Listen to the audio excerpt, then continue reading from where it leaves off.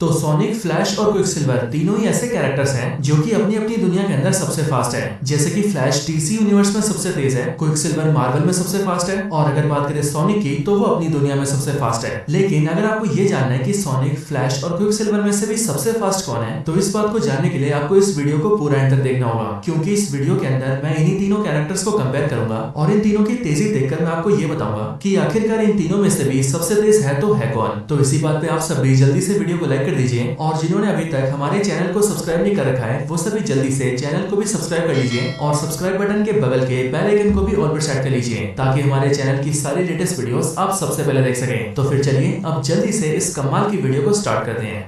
तो चलिए sonic, flash और क्विकसिल्वर में से सबसे पहले बात करते हैं सोनिक के बारे में, क्योंकि इन तीनों कैरेक्टर्स में से हमने सोनिक को भी हाल ही में देखा है। तो सोनिक असल में एक फिक्शनल गेम कैरेक्टर है जिसे बनाया गया है हेजहॉग नाम के एक एनिमल से इंस्पायर होकर। इसके साथ ही सोनिक एक दूसरी दुनिया से बिलोंग करता है, जहाँ पर उस दुनिया के अंदर सोनिक सबसे फास्ट है। और अगर बात करें सोनिक की दुनिया की, तो मूवीज के अंदर सोनिक की दुनिया को प्राइम वर्ल्ड कहा गया है। अब बात करें सोनिक की स्पीड की, तो नॉर्मल कंडीशंस के अंदर सोनिक की स्पीड 5000 माइल्स पर आवर से भी ज्यादा होती है, और सोनिक अगर चाहे तो 5700 माइल्स पर आवर की स्पीड से बड़े आराम से भाग सकता है, और इतनी स्पीड अचीव करने के लिए उसे कोई एफर्ट नहीं करना पड़ता। लेकिन अगर हम बात करें सोनिक की टॉप स्पीड की, तो गेम ऑफिशियल्स और सोनिक के क्रिएटर के हिसाब से सोनिक की टॉप स्पीड लाइट की स्पीड से भी ज्यादा है। यानी कि अगर सोनिक चाहे तो अपनी टॉप स्पीड के अंदर वो लाइट की स्पीड को भी पीछे छोड़ सकता है। हालांकि तब भी ये सारी बातें नॉर्मल सोनिक की है, और नॉर्मल सोनिक इसीलिए क्योंकि मूवीज से लेकर गेम्स तक सोनिक के कई सारे फॉर्म्स हैं, जैसे कि सुपर सोनिक, हाइपर सोनिक और डार्क सोनिक। इन सब के साथ ही जब सोनिक को मास्टर एमराल्ड से पावर मिलती है, तब उसके बाद भी वो काफी ज्यादा पावरफुल हो जाता है, और उसकी स्पीड भी पहले से काफी ज्यादा बढ़ जाती है। और इसीलिए ऐसे कंडीशंस में या फिर यूं कहें इन सभी फॉर्म्स के अंदर सोनिक और भी ज्यादा फास्ट हो जाता है, और उसके लिए स्पीड ऑफ लाइट से 2-3 गुना तेज भागना भी बड़े आराम से पॉसिबल हो जाता है। बाकी अब सोनिक के आगे बात करें क्विकसिल्वर की,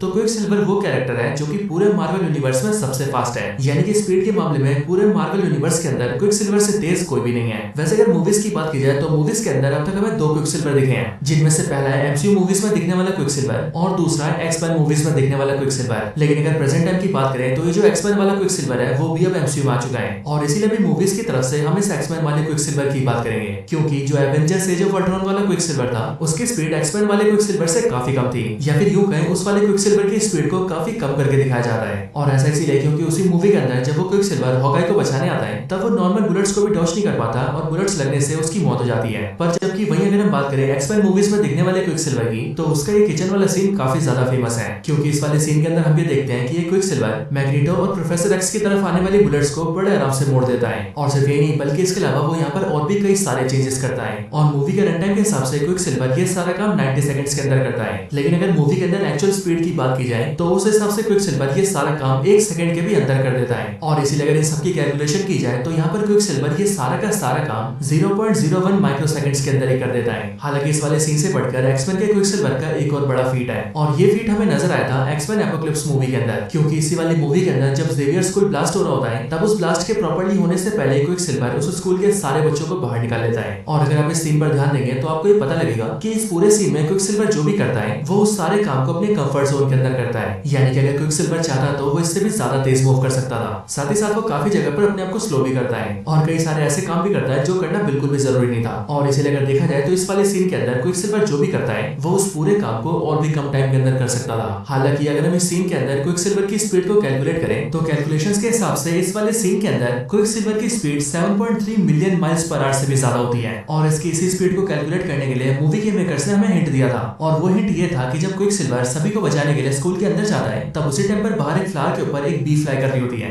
और ये वाली बी 1 मिनट के अंदर अपने पंखों को एवरेजली 130 टाइम्स फ्लाई करती है। लेकिन जितनी देर के अंदर क्विकसिल्वर स्कूल के सारे बच्चों को लेकर बाहर आता है, उस पूरे टाइम के अंदर ये बी अपने विंग्स को सिर्फ 3 ही बार फ्लाई कर पाती है। और इसीलिए इसी कैलकुलेशन के हिसाब से इस वाले सीन में क्विकसिल्वर की speed 7.3 million miles per hour से भी ज्यादा थी। एंड अगर हम इस वाली स्पीड को साउंड की स्पीड से मैच करें तो इस वाले सीन के अंदर क्विकसिल्वर की स्पीड साउंड की स्पीड से भी 10,000 टाइम्स ज्यादा थी। लेकिन हाँ, मजे की बात तो ये है कि यहाँ पर दिखने वाली स्पीड भी एक्स-मैन मूवीज के अंदर क्विकसिल्वर की टॉप स्पीड नहीं है, और इसकी टॉप स्पीड हमें नजर आई थी साल 2019 में आने वाली एक्स-मैन डार्क फिनिक्स मूवी के अंदर, क्योंकि इस वाली मूवी के अंदर जब जीन ग्रे के अंदर फिनिक्स फोर्स आ जाती है, तभी उसे रोकने के लिए सारे एक्स-मैन उसके पास आते हैं, और जब इनके बीच फाइट होती है तब यहाँ पर स्टॉर्म अपनी लाइटनिंग को यूज करती है। बट इसी सीन में हम ये साफ देखते हैं कि क्विकसिल्वर सिल्वर स्टॉर्म की लाइटनिंग से भी तेज मूव करता है। और मैं आपको बता दूं कि जो थंडर लाइटनिंग की स्पीड होती है वो लाइट की स्पीड का 1/3 होती है, यानी कि 33% के आसपास। बट यहाँ पर हम ये साफ देखते हैं कि इस वाले सीन में क्विक सिल्वर थंडर लाइटनिंग की स्पीड को भी बड़े आराम से ब्रेक कर देता है एंड उससे भी तेज मूव करता है। लेकिन हाँ दोस्तों, अगर इन सबसे हटकर अगर हम मार्वल कॉमिक्स की बात करें तो कॉमिक्स की दुनिया में क्विक सिल्वर की जो स्पीड है वो इस वाली स्पीड से भी काफी ज्यादा है। और ऐसा इसीलिए क्योंकि मार्वल कॉमिक्स के अंदर एक बार क्विक सिल्वर रेडियो वेव से भी तेज मूव कर चुका है और रेडियो वेव्स की जो स्पीड होती है वो लाइट की स्पीड के बराबर होती है, जिसका मतलब क्विक सिल्वर भी अपनी टॉप स्पीड में आकर लाइट की स्पीड को ब्रेक कर सकता है। लेकिन हाँ, मार्वल कॉमिक्स के अंदर जब क्विक सिल्वर ऐसा करता है तब ऐसा करने में उसकी हवा टाइट हो जाती है